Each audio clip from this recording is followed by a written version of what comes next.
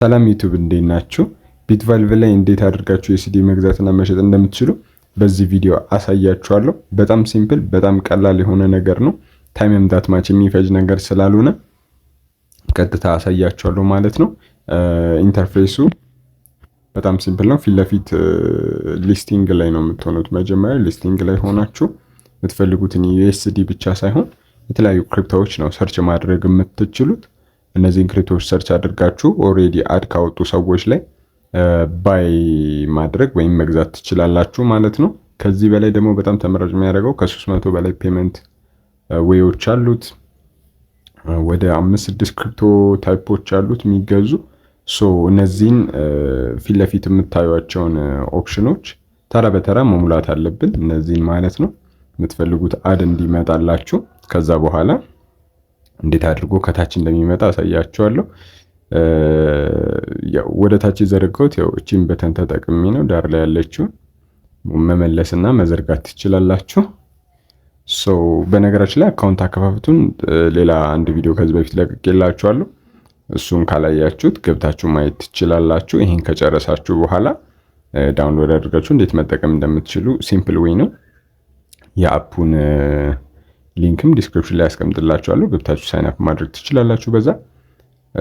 ሾርት ስቶሪ ሎንግ ቀጥታ እዚህ ታብ ላይ ስንመጣ ፊት ለፊት ያለው ሊስቲንግ ላይ ሆናችሁ እዚህ ጋር ትመጡና በመጀመሪያ መግዛት ነው መሸጥ የፈለጋችሁት የሚለው ነው የምትመርጡት። ባይ ስትነኩት ባይ ወይም ሴል ይላል። እኛ መግዛት ነው የፈለግነው ባይ የምትለውን እንመርጣለን። ሁለተኛው አድ ክሪፕቶ ይላል። ምን አይነት ክሪፕቶ ነው መግዛት የምትፈልጉት? 5 አይነት ክሪፕቶ አለ። ቢትኮይን፣ ኢቴሪየም፣ ሊትኮይን፣ ቲተር እና ቢትቫልቭ አሉ። ዩኤስዲቲ ነው የምንፈልገው፣ ለዛ ቲተር የሚለውን እንመርጣለን አሁን። ከዛ በኋላ በመቀጠል እዚህ ጋር ከረንሲ ምረጡ ይላል። የምን ሀገር ከረንሲ ነው የምትጠቀሙት ይላል። ኢቲ ስትሉ ኢትዮጵያን ብር የሚል ይመጣል። እሱን ትመርጡታላችሁ። ከሱ አጠገብ ካንትሪ የሚል አለ። ሀገር የምን ሀገር ዜጎች ናቸው? ያው እናንተ እንደየሀገሩ ይለያያል። ኢትዮጵያ ብለን ነው ይሄንን የምንሞላው። ከሱ አጠገብ አማውንት ይላል። ይሄ እንትን ነው ኦፕሽናል ነው። አማውንት የሚለውን ሊስቲንግ እንዳይደብቀባችሁ ብዙ ባትሞሉት አሪፍ ነው እንደኔ። እንደዚህ አድርጋችሁ ከሞላችሁ በኋላ ጀስት እቺን በተን በመንካት ወደ ላይ ይሄን ስትመልሱት ፊት ለፊት ይሄው እነዚህ ሁሉ አዶች ይመጣሉ። ለምሳሌ ይሄ ሰው ሊስት ያደረገው በ185.57 ሊስት አድርጓል። እዚህ ጋር ለመሸጥ አውጥቷል ማለት ነው። ስትገዙ ሌላው ምንድነው እዚህ ጋር የምታዩት ሬቲንግም ወሳኝ ናት። ያው ከዚህ በፊት ምን ያህል እንትን ብሏል የሚለውን ያሳያችኋል። ለዛ ሬቲንጉን እያያችሁ መግዛት ትችላላችሁ። ያው ወደታች ወረድ ስንል እያንዳንዱን ኢንፎርሜሽን ያሳያችኋል። ፔመንት የሚጠቀሙትን የፔመንት መንገድም ካጠገቡ ይሄው ያሳያችኋል። በምን አይነት ወይ ነው የሚገዙት የሚለውን ነገር አጠገባቸው ላይ ያስቀምጣል።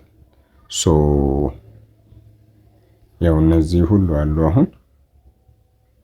ስለዚህ አሁን የመጀመሪያውን አድ ብትመርጡት ይሄው ፎር ኤግዛምፕል ያሳያችኋል።